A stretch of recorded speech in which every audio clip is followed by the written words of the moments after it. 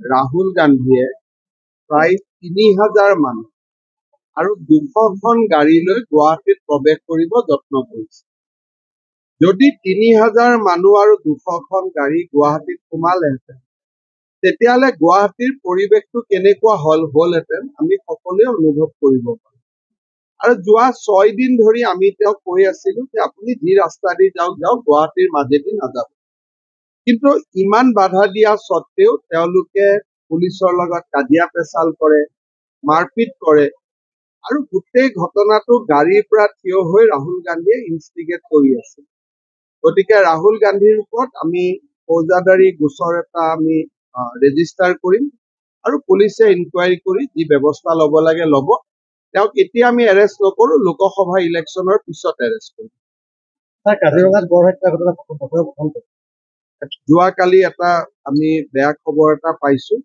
মই আজি ৰিভিউ কৰিম আৰু চাম কি হৈছে, আমি যাতে অপৰাধী কৰাই। বুলেটটো বাহিৰত পাইছে কিন্তু দেশত পোৱা নাই। ঘটনাটো এবাৰ চাব লাগিব। গতিকে যিহেতু বডিত বুলেটৰ প্ৰুফ নাই, গতিকে এইটো পচিং কম নকম গোটেই কথাখিনি মই আজি গধূলি যিহেতু ইয়াতে আছো, মই কাজিৰঙাৰ অফিচাৰখিনিৰ লগত যিহেতু বচাব হলে যাব তাতে আপুনি কিবা সাহায্য মোৰ লগত যাব, তাতে গমেই পাব।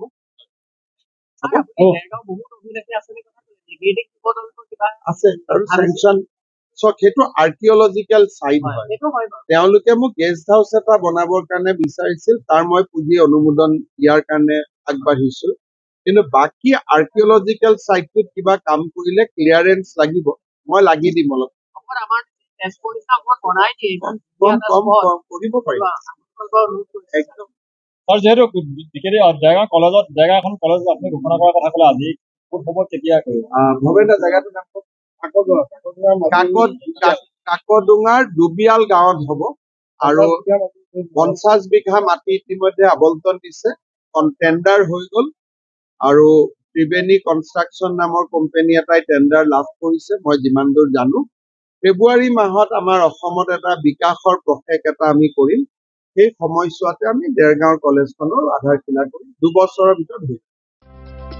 আপুনি ঔষধ বিচাৰি হাবাথুৰি খাইছে নেকি?